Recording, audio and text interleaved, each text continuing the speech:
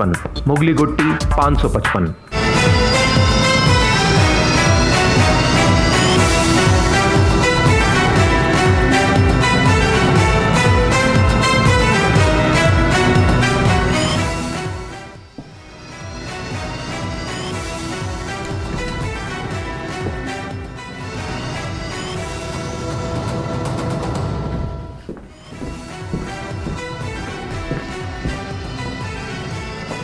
नमस्कार, news night में आप सभी का स्वागत है। मॉनसून सत्र का 7वां दिन विपक्ष के शोर शराबे के बीच सरकार ने जनता के हित से जुड़े विधेयकों को लोकसभा में किया पास। लेकिन जब सरकार मान रही विपक्ष की हर मांग, तो क्यों सदन नहीं चलने दे रहा विपक्ष?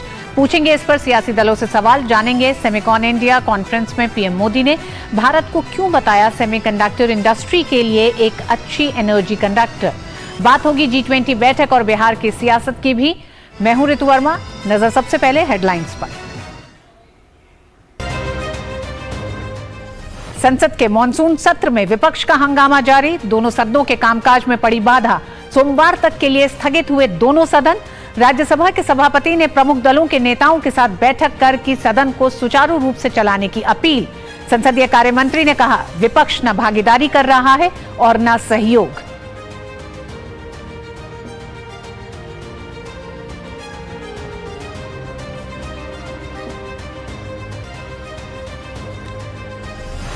हंगामे के बीच ही पास हुए अहम विधेयक, खान एवं खनिज विकास और विनियमन संशोधन विधेयक 2023 के साथ ही national nursing and midwifery commission विधेयक और 2023 दंत चिकित्सा शिक्षा विधेयक हुए लोकसभा से पास। भारतीय प्रबंधन संस्थान संशोधन विधेयक 2023 हुआ पेश।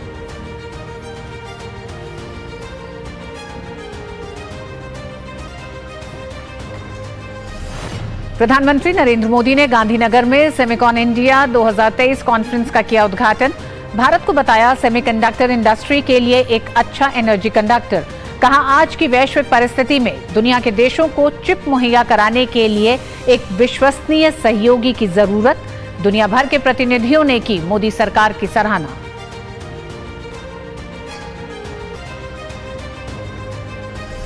G20 देशों के पर्यावरण और जलवायु परिवर्तन पर हो रही मंत्री स्तरीय बैठक में पीएम मोदी ने प्रकृति के संरक्षण के प्रति याद दिलाई सबकी जिम्मेदारी। कहा, 2070 तक नेट जीरो का लक्ष्य हासिल करने की दिशा में आगे बढ़ रहा है भारत। सम्मेलन में 68 में से 64 बिंदुओं पर बनी सहमति।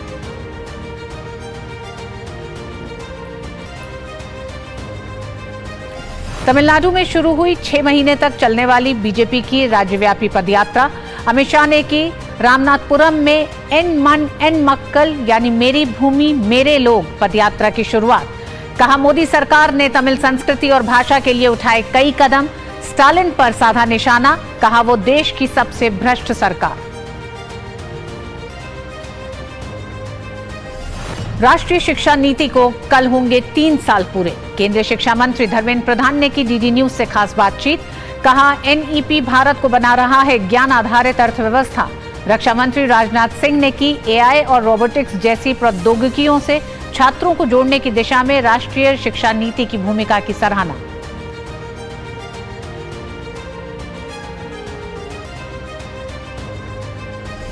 भारत के दौरे पर आए जापान के विदेश मंत्री योशिमासा हयाशी ने विदेश मंत्री एस जयशंकर के साथ भारत जापान फोरम में की शिरकत।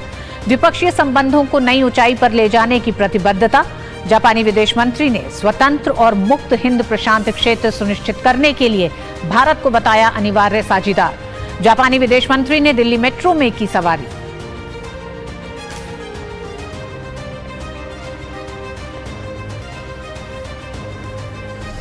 देश के कई हिस्सों में भारी बारिश से आम जनजीवन हुआ प्रभावित। महाराष्ट्र, गुजरात और तेलंगाना के कई हिस्सों में मूसलाधार बरसात।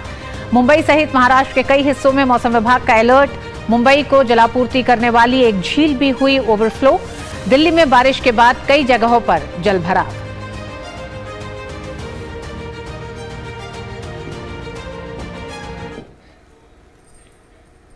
शुक्रवार को मणिपुर मुद्दे पर दोनों सदन में विपक्षी सांसदों ने जोरदार हंगामा किया, जिसके कारण पहले 12 बजे तक और फिर दिन भर के लिए सदन की कार्रवाई स्थगित कर दी गई। हालांकि लोकसभा में 3 विधेयक पारित हुए, लेकिन राज्यसभा में कोई कामकाज नहीं हो सका। संसदीय कार्य मंत्री ने कहा कि विपक्ष न भागीदारी कर रहा है और न सहयोग। संसद के मॉनसून सत्र में मणिपुर के मुद्दे पर दोनों सदनों में गतिरोध जारी है, जिसके चलते ना तो प्रश्नकाल चल पा रहा है, ना ही शून्यकाल हो पा रहा है। राज्यसभा की कार्यवाही जैसे ही सुबह शुरू हुई, विपक्ष के हंगामे के कारण सदन की कार्यवाही दिन भर के लिए स्थगित कर दी गई। इस बीच तृणमूल कांग्रेस के सांसद डेरेक ओब्रायन नोकझोंक करते दिखे। राज्यसभा में नेता सदन पीयूष गोयल ने कहा कि सभापति ने प्रमुख दलों के नेताओं के साथ बैठक की है। बैठक में सदन सुचारू रूप से चलाने के लिए सहयोग की अपील की गई है। Don't count it. It is not a theatrics.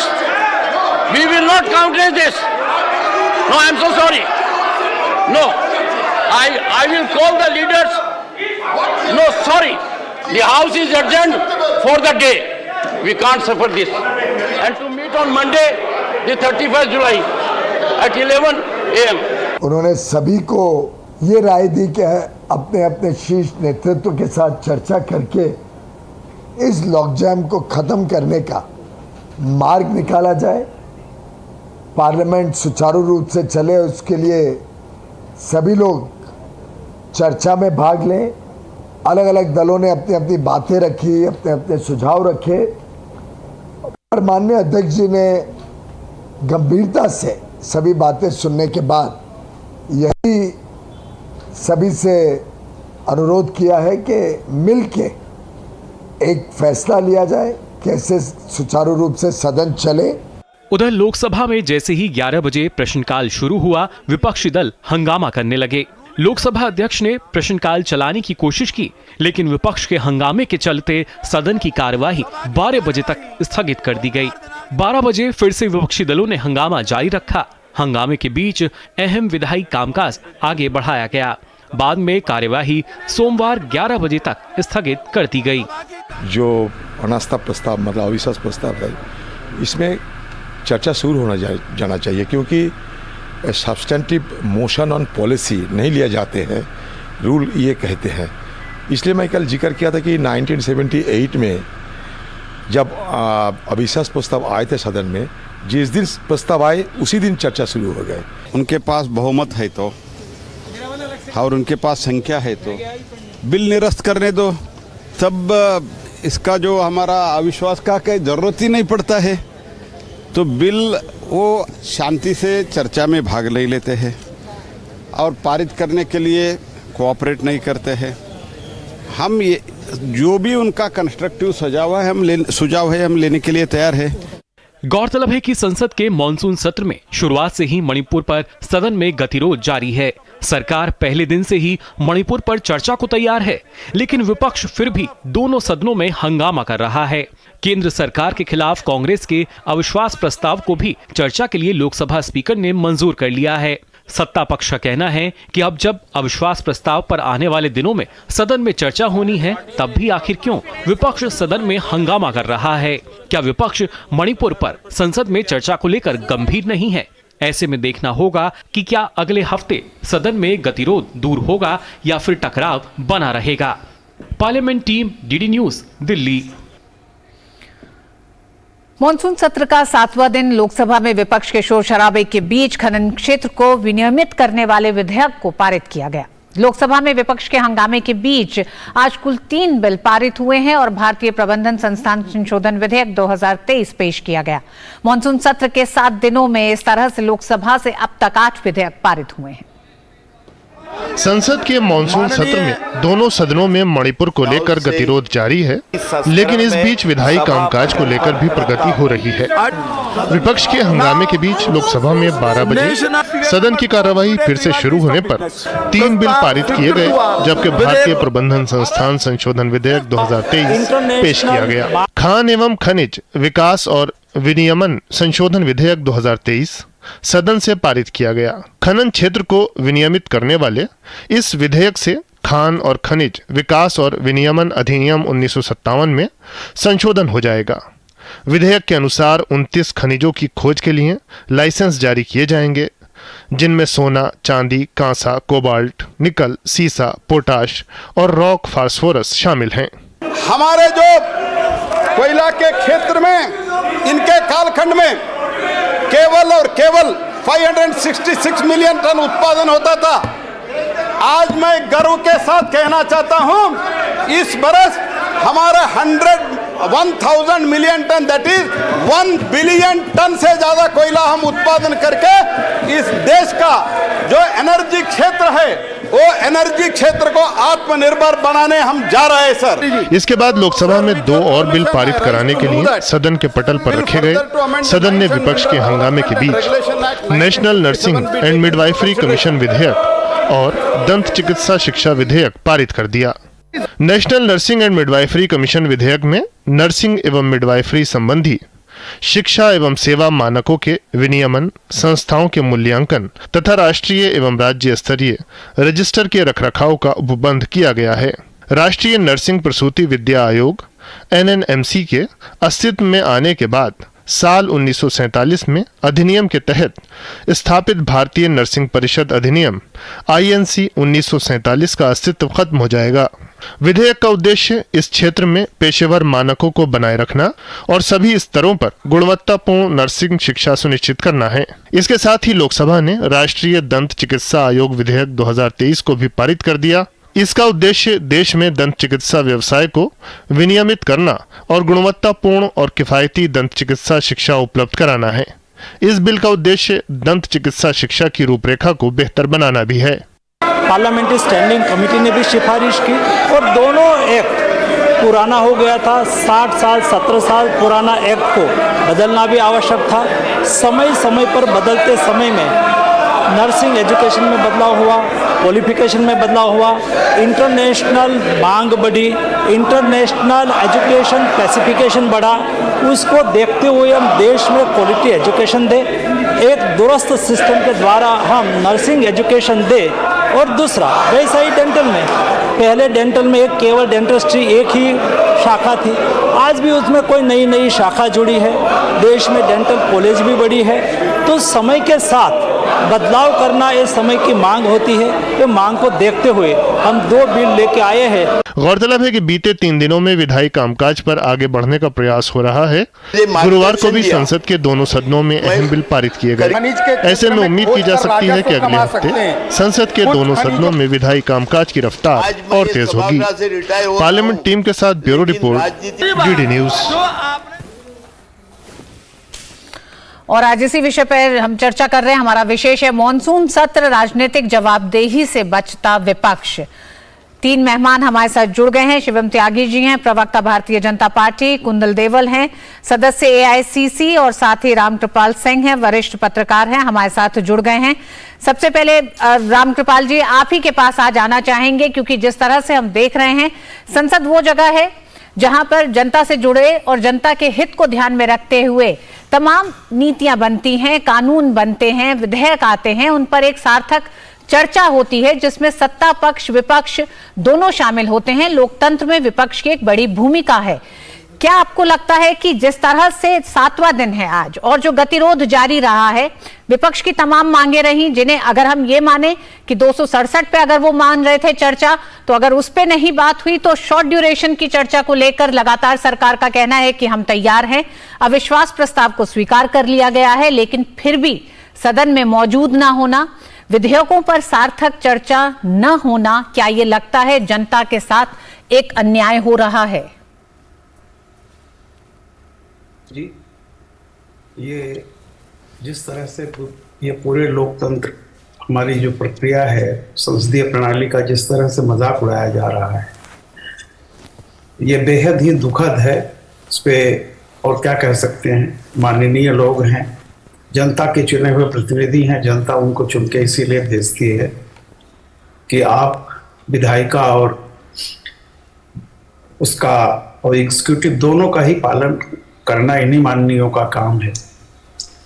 लेकिन जिस तरह से एक मणिपुर का सवाल लेकर के बात की गई थी, उस पर भी सरकार ने तो माना ही। आपने कहा कि जैसे 176 के तहत अल्प चर्चा या जैसे एक समयबद्ध होता है जी। उसके बाद भी अमित शाह ने कहा कि भाई हम जितना देर आप चाहेंगे हम चर्चा करने को तैयार हैं। सवाल इस बात का है, देखिए अगर वाकई ये दर्द इस देश की आधी आबादी के प्रति जो कुछ भी हुआ है, चाहे जहां जिस भी जगह हो रहा हो, वो बहुत गंभीर मामला था। उस पर अगर सब लोग बैठ करके अगर सरकार बात करना चाह रही है, सरकार प्रयास कर रही है, तो मुझे लगता है कि बाकी और कोई नियम कानून बहाना, इसका मतलब है कि वो जो पीड़ा है असल में उस पर वो चर्चा करने के बजाय इस मुद्दे का एक तरह से जो राजमाइश हो रही है कि कौन किसको झुका ले जाए, ये बहुत दुर्भाग्यपूर्ण है।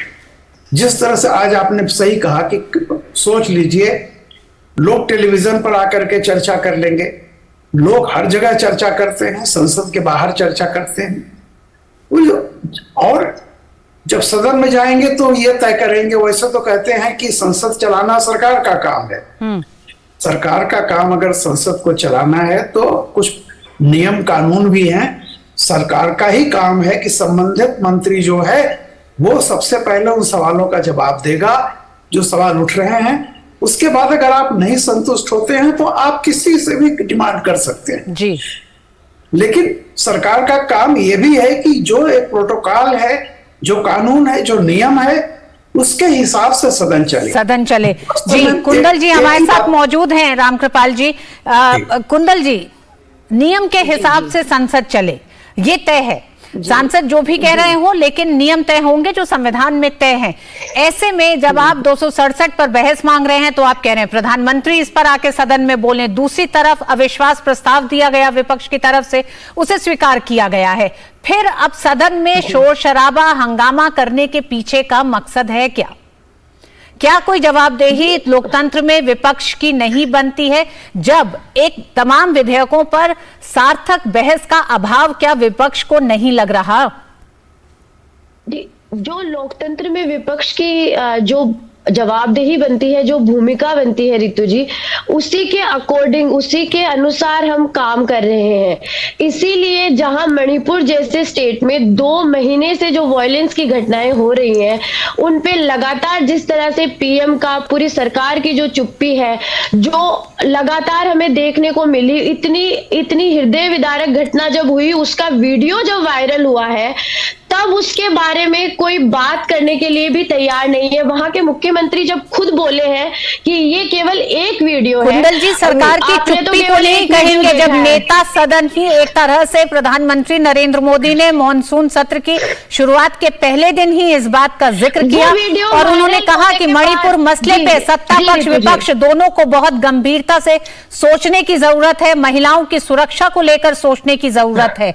तो ये नहीं कहा जा सकता कि सरकार की गंभीरता नहीं दिखाई दे रही। मैं विपक्ष की भूमिका की बात कर रही हूँ। हमारे साथ शिवम त्यागी जी भी हैं। कुंदल जी जी रितु जी शिवम जी, इनका कहना है कि सरकार की चुप्पी, जिन मुद्दों पे बात नहीं हो रही है उन पे बात कराई जाए और उन मुद्दों पे कार्रवाई हो। ये विपक्ष का, ये इसके लिए विपक्ष रोल प्ले कर रहा है। जब आप कह रहे हो कि एक तरफ कह रहे हो कि हम चर्चा करने के लिए तैयार हैं, लेकिन दूसरी एक तरफ स्मृति ईरानी आगे आ जाती है, वो दूसरे स्टेट्स का नाम लेने लग जाती है। ये चर्चा नहीं है। सभी स्टेट में महिलाओं के खिलाफ बहुत सारे अत्याचार होते हैं, बहुत सारे क्राइम होते हैं। ये हम शिवम जी, जो आरोप लग रहे हैं आप पर कि आप इस पर चुप्पी साधे हुए हैं और इस पर बात नहीं करना चाहते हैं। देखिए, मुझे लगता है कि कुंदल जी शायद जो है कुछ ट्विटर की वीडियोस देखकर सिर्फ आ गई हैं और जो एजेंडा पार्टियां चलाती हैं सिर्फ उसी को देख समझकर आकर यहां पर बात कर रही हैं। इस देश के प्रधानमंत्री के बारे में आपने भी बताया, मैं फिर से दोहरा देना चाहता हूं कि जब सत्र शुरू होने वाला था, सबसे पहले इस देश के प्रधानमंत्री ने उसके बारे में बात की और कहा कि देश में कहीं पर भी, किसी भी राज्य में, पक्ष विपक्ष कहीं पर भी हो, महिलाओं के खिलाफ होने वाला जितना भी अत्याचार है, जो भी चीजें हैं, उस पर चर्चा और गहन चर्चा होनी चाहिए। कंसर्न मिनिस्ट्री उसके लिए गृह मंत्रालय है। गृह मंत्री जी ने बारंबार खड़े होकर कहा सदन में कि मैं यहां पर चर्चा के लिए ही आया हूं, आप चर्चा कीजिए, बात कीजिए, लेकिन बावजूद उसके विपक्ष माना नहीं।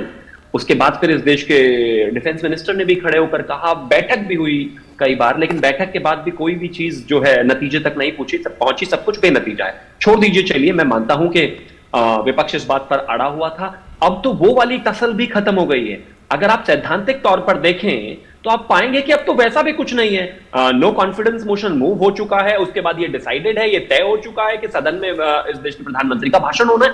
कम से कम अब तो सदन सुचारू रूप से चलना चाहिए। 10 दिन का जो टाइम है, उस दौरान कभी भी उसकी चर्चा हो जाएगी। मुझे लगता है कि उतना समय में उसमें जितनी भी परिधि, जितनी भी चीजें कवर होनी है वो कवर हो कम से कम, क्योंकि ये तो तय हो गया है कि उस पर अब बात होगी। अब तो कम से कम इस चीज को मुझे लगता है नहीं करना चाहिए, और ये अपने आप में बहुत ही दुर्भाग्यपूर्ण है। कुंदल जी, अब तो देश की जनता ये विपक्ष से उम्मीद कर रही है कि वो सदन के भीतर होगा, तमाम ऐसे विधेयक हैं उस पर चर्चा करेगा, विपक्ष की अपनी भूमिका होगी, मणिपुर के मसले पर चर्चा होगी, या फिर अविश्वास प्रस्ताव को लेकर, अविश्वास प्रस्ताव जब स्वीकार हो गया है तो अब विपक्ष की आपत्ति क्या है? जी रितु जी, एक तो ये हमारे साथ ही ट्विटर की बात कर रहे हैं, तो मैं इनको बता देना चाहती हूँ, ट्विटर, ये लोग ट्विटर से चलते हैं, हम ट्विटर से नहीं चलते हैं। हम देश की जनता की बातें कर रहे हैं। देश के एक कोने में मणिपुर में जब लगातार वायलेंस हो रही है तो उस इश्यू को एड्रेस करना सबसे पहले जरूरी है। और आप तो फिर कुंदल जी, शॉर्ट ड्यूरेशन डिस्कशन से परहेज क्यों है इतना? चर्चा तो होगी ना, चर्चा तो होगी उस पर। तैयार हुए हैं, पहले चर्चा के लिए भी नहीं तैयार थे ना। पहले तो 2 महीने से चुप्पी तक नहीं खोली है प्रधानमंत्री ने। ये जो दबाव है उसी की वजह से चर्चा के लिए तैयार हुए हैं। ये दबाव जरूरी है। देश के एक कोने को हम जलता हुआ नहीं छोड़ दे सकते। उसको, उस पे चुप्पी या उस पे हम एकदम बिल्कुल दिल्ली में बैठ के शांत नहीं बैठ सकते हैं। कुंदल जी, जनता के चुने हुए जनप्रतिनिधि हैं विपक्ष में एक जिम्मेदारी है उनकी। अगर मैं कह रही हूँ किसी भी तरह की चर्चा अगर होती है मणिपुर को लेकर, तो मणिपुर में जिस तरह की हिंसा हुई है उसमें जितने लोग एक तरह से इस समय प्रभावित हैं उनके लिए एक राहत की बात होगी। तो क्या चर्चा किसी भी कीमत पे, एक तरह से चर्चा किसी भी तरह शुरू होनी चाहिए? ये ध्येय क्यों नहीं विपक्ष का हो पा रहा है? शुरू होने पे कोई ऑब्जेक्शन नहीं है। चर्चा तो शुरू दबाव की वजह से ही होने जा रही है। चर्चा तो शुरू कराई जा रही है, चर्चा पे कोई वो नहीं है, लेकिन इतना बड़ा मुद्दा है उसके प्रति प्रोटेस्ट जताना हमारी जिम्मेदारी है। आप कितने दिन तक प्रोटेस्ट जता के संसद को एक तरह से गतिरोध में रखेंगे? कुंदल जी, ये बड़ा एक तरह से एक बड़ी बात आप कह रही हैं इस मंच पर कि इस पे गतिरोध हम जारी रखेंगे और हम संसद के भीतर काम नहीं होने देंगे। रामकृपाल जी, क्या इससे पहले सत्ता पक्ष और विपक्ष के बीच कुछ ऐसे मसले नहीं हुए जिसपे गतिरोध रहा हो, लेकिन उस गतिरोध पर अपने पक्ष को साफ करने के बाद भी जनता से जुड़े तमाम मसलों पे दोनों ही पक्ष आगे बढ़ते हैं? फिर ये विपक्ष इतनी हठधर्मिता, मतलब इतना अड़ा हुआ अड़ियल रवैया क्यों विपक्ष अपना रहा है? क्या ये चुनाव से पहले की किसी रणनीति के तहत जनता के हितों को दांव पे लगाया जा रहा है? देखिए रितु जी, ये सीधी सीधी बात है, जैसा मैंने कहा ना कि अगर अभी कांग्रेस की प्रवक्ता ने कहा कि मणिपुर की महिलाओं का जो हुआ है, बाकी किसी स्टेट की बात मत कीजिए। मैं सवाल पूछना चाहता हूँ कि सर, मैंने ऐसा नहीं कहा कि किसी स्टेट की बात, महिला वो चाहे बंगाल की हो, बिहार की हो, उत्तर प्रदेश की हो, कहीं। सॉरी टू इंटरप्ट सर, मैंने ये नहीं कहा। मैंने कहा सारे स्टेट के बारे में हम बात करने के लिए तैयार है। हर स्टेट के बारे में बात होनी चाहिए। हमें डेटा भी देखना चाहिए। क्राइम के डेटा में एमपी सबसे ऊपर है। जी बिल्कुल कुणाल जी, डेटा देखेंगे तो राजस्थान सबसे ऊपर है महिलाओं के प्रति तमाम अपराधों में। माफ करिएगा, रामकृपाल जी को अपनी बात पूरी करने दीजिए। कुणाल जी, मेरा समय है, मैं अपनी बात कह लूं थोड़े में। जी रामकृपाल जी, मैं खुद कहता हूँ कि मैं बस वो क्लियर करना था। मैं क्यों ले कह रहा हूँ कि विपक्ष ने चाहे जो सोचा हो, एक पॉलिटिकल लड़ाई रही, लेकिन विपक्ष फंस गया है। अभी आप कह रहे हैं कि देखिए, प्रधानमंत्री जी संसद के बाहर, संसद में जा ही रहे थे, उन्होंने पूरी बात जो भी था मणिपुर पर अपनी बात रखी। अब आप इस देश की जनता, क्या फर्क पड़ जाता अगर यही बात वो दोबारा जाकर के अंदर कहते थे, तो उससे कोई बहुत ज्यादा। उन्होंने कहा कि मेरे दिल में आक्रोश है, मेरे दिल में दुख है, अपनी पीड़ा को उन्होंने व्यक्त कर दिया।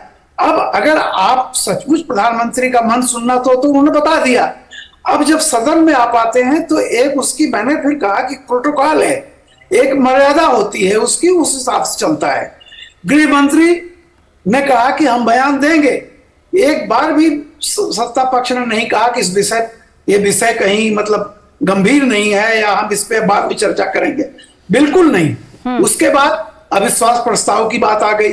ये भी जल्दीबाजी में आप लोगों ने एक ऐसा कदम दे दिया, आपको पता है कि प्रधानमंत्री जी सबसे आखिर में बोलेंगे, और 2018 में भी इसी महीने में सबसे आखिर में बोले थे, और जो कहा था वही आज सच हो रहा है। 18 में उन्होंने कह दिया था कि 2023 में भी आप ले आइएगा अविश्वास प्रस्ताव। रामकृपाल जी, अविश्वास प्रस्ताव पे भी विपक्ष को एक झटका वाईएसआरसीपी ने दिया है, जिसमें उन्होंने बहुत साफ कहा कि वो साथ नहीं है। उनका यहां तक कहना है कि ऐसे मौके पर जब मणिपुर और 2 पड़ोसी देशों के साथ जिस तरह से अशांति है, उस मौके पर केंद्र सरकार के सामने अविश्वास प्रस्ताव लाना, कमजोर करना राष्ट्र हित में नहीं है। हालांकि हम जानते हैं नंबरों से कमजोर नहीं दिखाई देती है सरकार सदन में।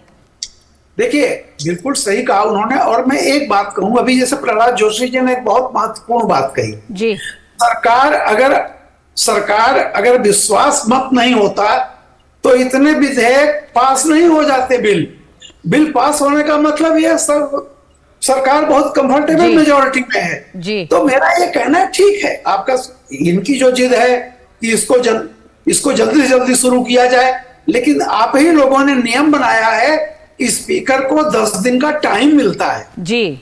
उस 10 दिनों के भीतर अब आप ऐसे थोड़ी कहेंगे कि वो छुरी की नोक पर कि नहीं अभी आपको फैसला देना है सारे काम।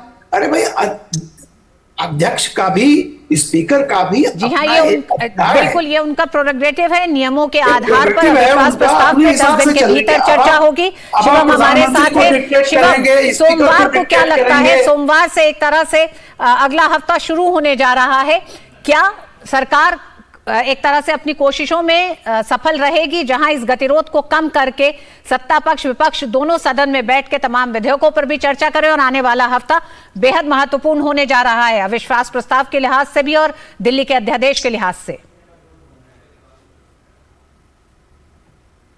क्या मैं जवाब दे सकता हूं? जी, आप ही से सवाल है जी, कहें। Thank you.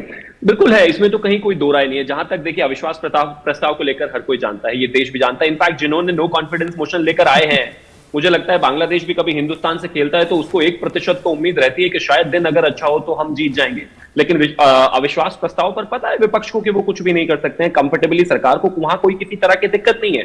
दिल्ली अध्यादेश की जहां तक बात है, वहां पर भी चर्चा होगी। मैं तो सिर्फ एक चीज कहना चाहता हूं, ये जो कहा जाता है ना कि जब नाश मनुष्य पर चाहता है पहले विवेक मर जाता है। अगर चर्चा ही मांगनी थी तो चर्चा सरकार ने करने के लिए कहा था, रूल 176 के तहत कहा था कि चर्चा हो जानी चाहिए, बिल्कुल हो जाती।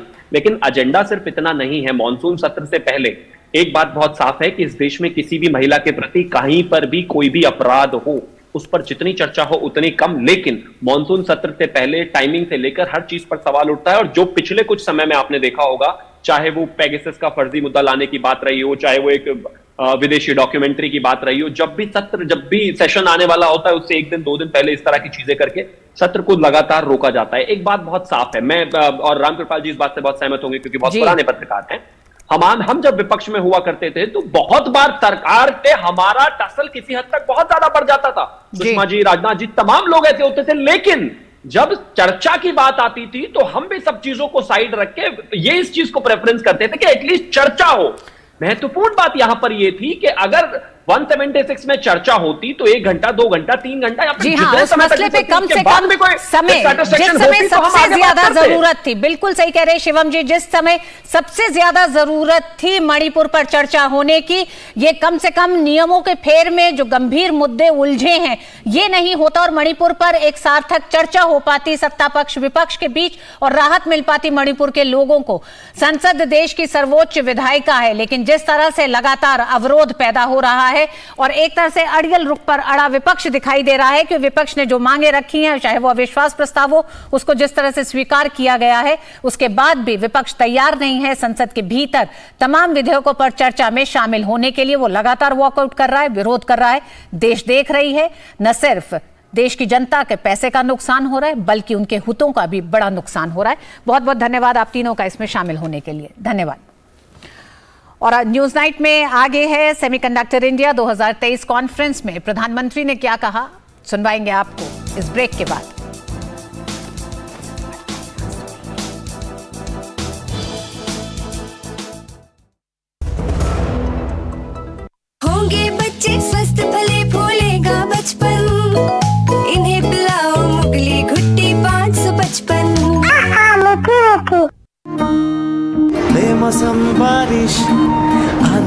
तूफान की चिंता भूल जाओ, फसल बीमा कराओ, सुरक्षा कवच पाओ। हमने फसल बीमा योजना को अधिक प्रभावी बनाया, उसके दायरे में ज्यादा किसानों को लाए। खरीफ फसल के लिए बीमा पंजीकरण शुरू हो चुका है, शीघ्र पंजीकरण कराएं। फसल बीमा कराओ, सुरक्षा कवच पाओ। आजादी के अमृत काल में देश विकसित भारत के लक्ष्य को लेकर विकास के रास्ते पर तेजी से आगे बढ़ रहा है। और अमृतकाल में विकसित भारत के विराट संकल्प को सफल बनाने के लिए जरूरी है कि आप सही समय पर अपनी टैक्स रिटर्न जमा करवाएं। तो आगे बढ़िए, निर्धारण वर्ष 2023-24 की अपनी आयकर रिटर्न 31 जुलाई तक फाइल कीजिए। याद रखें, उन सभी व्यक्तियों और संस्थाओं को जिनके खातों का ऑडिट अनिवार्य नहीं है, निर्धारण वर्ष 2023-24 की अपनी टैक्स रिटर्न 31 जुलाई 2023 तक फाइल करनी होगी। ड्यू डेट तक टैक्स रिटर्न फाइल न करने पर आपको ब्याज और जुर्माना लग सकता है और कोई भी अनएडजस्टेड लॉस कैरी फॉरवर्ड नहीं होगा। इसके अलावा अगर विदेश में भी है आपकी संपत्ति और आय, जरूर भरिए शेड्यूल FA और FSI। रिटर्न फाइल करने और अधिक जानकारी के लिए www.incometax.gov.in पर लॉग ऑन करें। प्रत्येक आयकरदाता एक राष्ट्र निर्माता। प्रधानमंत्री नरेंद्र मोदी ने कहा है कि भारत विश्व में सेमीकंडक्टर उद्योग के लिए एक सशक्त ऊर्जा संवाहक के रूप में उभरा है। गुजरात के गांधीनगर में सेमिकॉन इंडिया 2023 सम्मेलन का उद्घाटन करते हुए उन्होंने विश्व के निजी उद्यमियों से भारत के सेमीकंडक्टर उद्योग में निवेश के सही अवसर का लाभ उठाने को कहा। उन्होंने कहा कि स्थिर, उत्तरदायी सुधार के लिए तत्पर सरकार, विस्तारित बुनियादी ढांचा और प्रौद्योगिकी विकास और व्यापक प्रतिभाओं ने कोरोना महामारी के बाद भारत को वैश्विक आपूर्ति श्रृंखला में एक विश्वसनीय साझीदार बनाया है। सेमिकॉन इंडिया में देश विदेश की बहुत सारी कंपनी आई हैं, हमारे स्टार्टअप्स भी आए हैं। मैंने अभी एग्जीबिशन देखा, इस क्षेत्र में कितनी प्रगति हुई है, किस प्रकार से नई ऊर्जा के साथ नए लोग, नई कंपनियां, नए प्रोडक्ट। मुझे बहुत कम समय मिला, लेकिन मेरा बहुत शानदार अनुभव रहा। मैं तो सबसे आग्रह करूंगा, गुजरात के युवा पीढ़ी को विशेष से आग्रह करूंगा कि प्रदर्शनी अभी कुछ दिन चलने वाली है, हम जरूर जाएं। दुनिया में इस नई टेक्नोलॉजी ने क्या ताकत पैदा की है, उसको भली भांति समझे, जाने। मौका सेमिकॉन इंडिया 2023 के उद्घाटन का था, जिसका विषय भारत के सेमीकंडक्टर इकोसिस्टम को उत्प्रेरित करना है। गांधीनगर के महात्मा मंदिर में प्रधानमंत्री मोदी के कार्यक्रम में भागीदारी ने इसे और भी खास बना दिया, क्योंकि 21वीं सदी की औद्योगिक क्रांति 4.0 में भारत संभावनाओं के एक बड़े केंद्र के रूप में उभरा है। प्रधानमंत्री मोदी ने इसका जिक्र भी किया और कहा कि एक साल पहले भारत के सेमीकंडक्टर क्षेत्र में निवेश के लिए सवाल था, क्यों निवेश करें, जबकि आज के समय में ये क्यों ना निवेश करें में बदल चुका है। उन्होंने कहा कि 21वीं सदी के भारत में अवसर ही अवसर हैं। आपने भारत की एस्पिरेशंस के साथ अपने फ्यूचर को जोड़ा है। आपने भारत के सामर्थ्य के साथ अपने सपनों को जोड़ा है और भारत किसी को भी निराश नहीं करता है। 21वीं सदी के भारत में आपके लिए अवसर ही अवसर है। भारत की डेमोक्रेसी, भारत की डेमोग्राफी, भारत से मिलने वाला डिविडेंड आपके बिजनेस को भी डबल ट्रिपल करने वाला है। प्रधानमंत्री ने कहा कि देश का बढ़ता हुआ नव मध्यम वर्ग भारतीय आकांक्षाओं का पावर हाउस बना हुआ है। उन्होंने सभी साझेदारों से भारत में संभावनाओं को देखते हुए चिप निर्माण के क्षेत्र में इकोसिस्टम बनाने का आह्वान किया। उन्होंने कहा कि विश्व को आज के समय में चिप की आपूर्ति करने वाला एक विश्वसनीय सहयोगी चाहिए। भारत को इस बात का भी एहसास है कि सेमीकंडक्टर सिर्फ हमारी जरूरत ही नहीं है, दुनिया को भी आज एक trusted reliable chip supply chain की जरूरत है। दुनिया की सबसे बड़ी डेमोक्रेसी से बेहतर भला ये ट्रस्टेड पार्टनर और कौन हो सकता है। देश में तेजी से होते आधारभूत संरचना के विकास की बात करते हुए प्रधानमंत्री ने कहा कि दुनिया के निवेशकों का विश्वास भारत के प्रति बढ़ा है। सरकार देश में सेमीकंडक्टर विनिर्माण उद्योग लाने वालों को 50% वित्तीय सहायता दे रही है। सरकार ने कुशल इंजीनियरों की तैयारी के लिए 300 से अधिक शैक्षणिक संस्थानों की पहचान की है, जो सेमीकंडक्टर क्षेत्र के अनुरूप पाठ्यक्रम उपलब्ध कराएंगे। प्रधानमंत्री ने कहा कि भारत में इलेक्ट्रॉनिक उद्योग का तेजी से विकास हो रहा है। पिछले 9 वर्षों में इलेक्ट्रॉनिक विनिर्माण और निर्यात में भी महत्वपूर्ण वृद्धि हुई है। ब्यूरो इनपुट के साथ मेघना देव की रिपोर्ट, डीडी न्यूज। और सेमिकॉन इंडिया 2023 में देश दुनिया के उद्योग जगत के दिग्गजों ने विचार व्यक्त किए और इस दिशा में केंद्र की मोदी सरकार के प्रयासों की सराहना की। सेमीकंडक्टर उत्पादन के क्षेत्र में भारत की यात्रा शुरू हो गई है। भारत के इतिहास में पहली बार भू राजनीति, घरेलू नीतियां और निजी क्षेत्र सेमीकंडक्टर उत्पादन में साथ आए हैं। माइक्रॉन द्वारा किया गया निवेश भारत में इतिहास बना रहा है। यह निवेश दूसरों के अनुसरण के लिए मंच तैयार करेगा। भारत अगला पावर हाउस बनेगा। ये भारत के चमकने का समय है। सेमीकंडक्टर चिप्स दरवाजे के नॉब से लेकर सेल्फ ड्राइविंग कारों तक हर जगह हैं। चिप्स हमारे जीवन के हर पहलू में हैं। हमारे उद्योग ने विज्ञान, इंजीनियरिंग, विनिर्माण की सीमाओं को आगे बढ़ाते हुए ऐसी प्रौद्योगिकियां बनाई हैं जिन्होंने दुनिया को बदल दिया है। हम जो करते हैं वो सचमुच जादू है। अत्याधुनिक चिप्स सबसे बड़ी इंजीनियरिंग उपलब्धियों में से एक हैं और भविष्य में सेमीकंडक्टर का महत्व बढ़ना तय है। मुझे भारत सरकार की इच्छा शक्ति और दृढ़ संकल्प में विश्वास है। पीएम मोदी ने एक बार मुझसे कहा था कि आईटी का मतलब भारत और ताइवान है। माननीय प्रधानमंत्री जी, ताइवान सेमीकंडक्टर उद्योग में भारत का सबसे भरोसेमंद और विश्वसनीय भागीदार है और बना रहेगा। हमारा अनुमान है कि गुजरात में हमारी परियोजना से आने वाले वर्षों में 5,000 प्रत्यक्ष नौकरियां और अतिरिक्त 15,000 नौकरियां पैदा होंगी। औद्योगिक पार्क भारत में बेंगलुरु और हैदराबाद में पहले से मौजूद माइक्रोन की मजबूत टीम को और मजबूत करेगा। हमें उम्मीद है कि यह निवेश इस क्षेत्र में अन्य निवेश को बढ़ावा देगा, विनिर्माण क्षमता को मजबूत करेगा और रोजगार सृजन को बढ़ावा देने में मदद करेगा। हमारे सीईओ ने हाल ही में प्रधानमंत्री मोदी से मुलाकात की थी और आज मुझे ये घोषणा करते हुए खुशी हो रही है कि AMD अगले 5 वर्षों में लगभग $400 मिलियन का निवेश करेगा। AMD अपने अनुसंधान एवं विकास क्षमताओं को बढ़ाएगा। हम बेंगलुरु में अपना सबसे बड़ा डिजाइन सेंटर स्थापित करेंगे।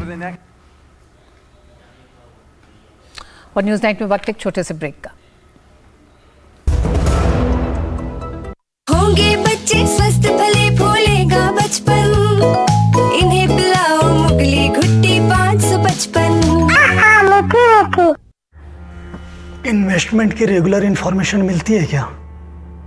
बिल्कुल। योद्धा मुद्रा के लिए पैरों में 3 फीट का गैप। पूछ, विड्रॉ करने के बाद पैसे कितने टाइम में मिलते हैं? सुन सवाल चंद, म्यूचुअल फंड सही है .com पर लॉग इन कर, वहां तेरे सारे सवालों के जवाब मिल जाएंगे। समझा? कौन सी वेबसाइट?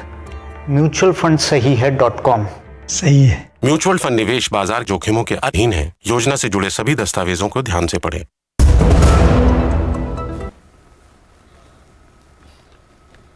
राष्ट्रीय शिक्षा नीति 2020 कल अपने 3 साल पूरे कर रही है। देश में 34 साल बाद आई शिक्षा नीति की घोषणा 29 जुलाई 2020 को की गई थी।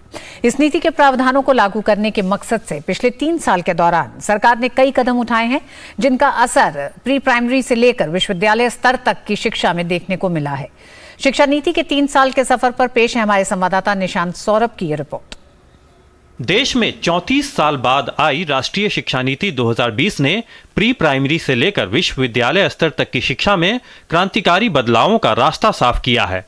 21वीं सदी की इस पहली शिक्षा नीति में समावेशी शिक्षा और शिक्षा में तकनीक के उपयोग पर मुख्य जोर दिया गया है। राष्ट्रीय शिक्षा नीति लागू होने के 3 साल बाद अब इस नीति के विभिन्न प्रावधान धरातल पर दिखने लगे हैं।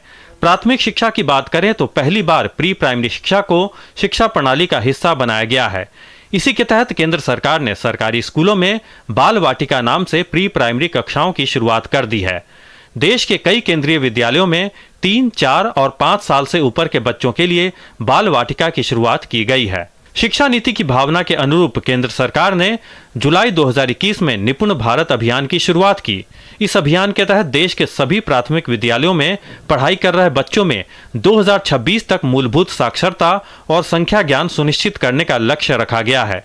शिक्षा नीति के प्रावधानों के अनुरूप प्री प्राइमरी से लेकर कक्षा 12 तक के बच्चों को मातृभाषा, स्थानीय या क्षेत्रीय भाषा में शिक्षा मुहैया कराने की पहल भी शुरू कर दी गई है। सीबीएसई ने हाल ही में एक सर्कुलर जारी कर सभी स्कूलों से 12वीं कक्षा तक भारतीय भाषाओं को वैकल्पिक माध्यम के रूप में उपयोग करने को कहा है। शिक्षा मंत्रालय ने एनसीईआरटी को 22 अनुसूचित भारतीय भाषाओं में नई पाठ्यपुस्तकें तैयार करने का निर्देश दिया है ताकि छात्र अपनी मातृभाषा में ही पढ़ाई कर सकें। उच्च शिक्षा में भी भारतीय भाषाओं में पाठ्यपुस्तकें तैयार की जा रही हैं।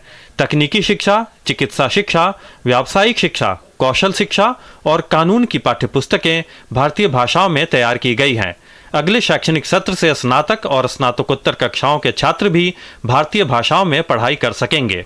राष्ट्रीय शिक्षा नीति में शोध और नवाचार पर काफी जोर दिया गया है। देश के उच्च शिक्षण संस्थानों में शोध की संस्कृति विकसित करने के मकसद से हाल ही में केंद्र सरकार ने नेशनल रिसर्च फाउंडेशन के गठन को मंजूरी दी है। सरकार के इस कदम से शोध कार्यों के लिए फंडिंग को बढ़ावा मिलेगा और रिसर्च इकोसिस्टम को मजबूती मिलेगी। 2023 से 2028 यानी अगले 5 साल के दौरान एनआरएफ को 50,000 करोड़ रुपए उपलब्ध कराए जाएंगे। तो नई शिक्षा नीति के बड़े बदलाव दिखाई दे रहे हैं देश में। वक्त एक छोटे से ब्रेक का है। ब्रेक के बाद होंगी कुछ और खबरें। देखते रहिए न्यूज़ 9। इन्वेस्टमेंट की रेगुलर इंफॉर्मेशन मिलती है क्या? बिल्कुल। योद्धा मुद्रा के लिए पेरू में 3 फीट का गैप। पूछ, विड्रॉ करने के बाद पैसे कितने टाइम में मिलते हैं? सुन सवाल चंद, म्यूचुअल फंड सही है .com पर लॉग इन कर, वहां तेरे सारे सवालों के जवाब मिल जाएंगे। समझा? कौन सी वेबसाइट? म्यूचुअल फंड सही है .com। सही है। म्यूचुअल फंड निवेश बाजार जोखिमों के अधीन है। योजना से जुड़े सभी दस्तावेजों को ध्यान से पढ़ें। होंगे बच्चे स्वस्थ भले फूलेगा बचपन, इन्हें पिलाओ मुगली घुट्टी 555। प्रधानमंत्री नरेंद्र मोदी ने भारत मंडपम को राष्ट्र को समर्पित किया। साथ ही इसे भारतीयों द्वारा अपने लोकतंत्र को दिया एक खूबसूरत तोहफा करार दिया। खासकर जब सितंबर के महीने में G20 की बैठक होगी, दुनिया भर के राष्ट्राध्यक्ष भारत में बैठक के लिए आएंगे तो भारत मंडपम का महत्व और भी बढ़ जाएगा। भारत मंडपम में क्या क्या सुविधाएं हैं, देखते हैं इस रिपोर्ट में। भारत मंडपम आह्वान है भारत के सामर्थ्य का, भारत की नई ऊर्जा का या भारत की भव्यता का दर्शन है। खासकर सितंबर के महीने में जब यहाँ G20 से जुड़े आयोजन होंगे, भारत के बढ़ते कदम और भारत का बढ़ता कद इस भारत मंडपम से पूरी दुनिया देखेगी।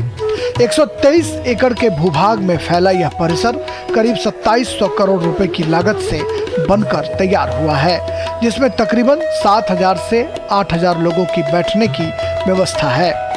G20 के हिसाब से तो एक उद्देश्य था हमारा G20 भी यहाँ पे हो, उसके हिसाब से कुछ कमरे डिज़ाइन किए गए हैं, लेकिन जो हॉल डिज़ाइन किए गए हैं वो इस तरीके से किए गए हैं कि भविष्य में जो इंटरनेशनल कन्वेंशन होते हैं, जो माइस है, meetings, incentives, conventions and exhibitions, ये एक बहुत बड़ा एक आर्थिक क्षेत्र होता है जिसमें भारत अग्रणी देशों में नहीं है, जबकि हमारी क्षमता है।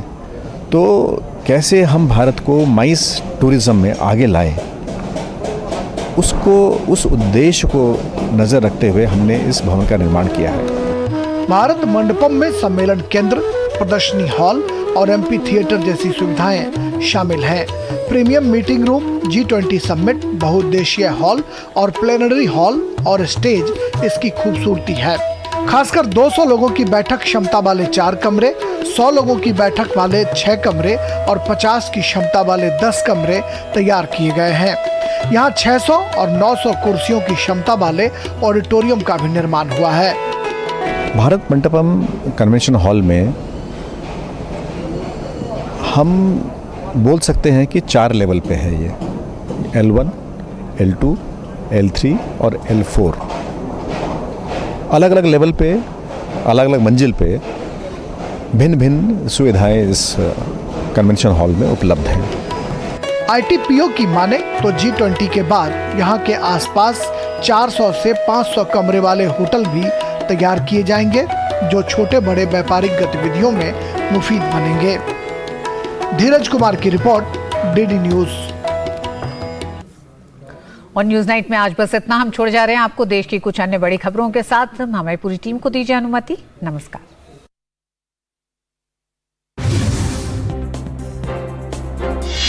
रसायन और उर्वरक मंत्रालय द्वारा नई दिल्ली में भारत में वैश्विक रसायन और पेट्रोकेमिकल विनिर्माण केंद्र विषय पर शिखर सम्मेलन के तीसरे संस्करण का आयोजन किया जा रहा है। इस 2 दिवसीय शिखर सम्मेलन का उद्घाटन वित्त मंत्री निर्मला सीतारमण ने किया। कार्यक्रम को संबोधित करते हुए वित्त मंत्री निर्मला सीतारमण ने कहा कि आज दुनिया अपने घरेलू बाजारों के लिए भारत की तरफ देख रही है। सूचना एवं प्रसारण मंत्री अनुराग सिंह ठाकुर ने उत्तर प्रदेश में हो रहे विकास को प्रधानमंत्री नरेंद्र मोदी और यूपी के सीएम योगी आदित्यनाथ की देन बताया है। उन्होंने लखनऊ एयरपोर्ट पर DD न्यूज से बातचीत करते हुए कहा कि सही नेतृत्व के कारण देश में सभी तरफ विकास हो रहा है। छत्तीसगढ़ कोयला ब्लॉक आवंटन मामले में दिल्ली हाई कोर्ट ने पूर्व राज्यसभा सांसद विजय दर्डा, उनके बेटे Devendra Darda, messrs GLD Yavatmal energy private limited के निदेशक मनोज कुमार जायसवाल को अंतरिम जमानत दे दी। राउज एवेन्यू कोर्ट ने विजय दर्डा, उनके बेटे देवेंद्र दर्डा को 4 साल की सजा सुनाई थी। विपक्षी दलों के गठबंधन पर हरियाणा के मुख्यमंत्री मनोहर लाल खट्टर ने हमला बोला है। मनोहर लाल खट्टर ने कहा कि विपक्षी पार्टियों के निखट्टू लोग जब इन्हें कुछ ध्यान नहीं आया तब सोचा कि नाम बड़ा रख लो, सब चीजें उसके नीचे दब जाएंगी। INDIA का नाम रख दिया और ये उसके बोझ के नीचे दब गए।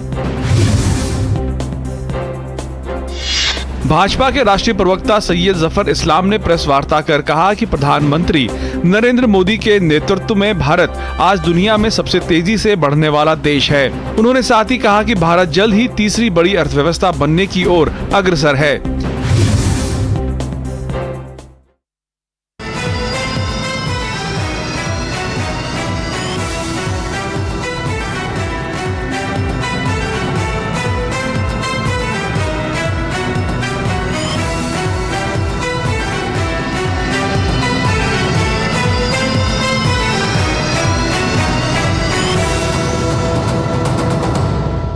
न्यूज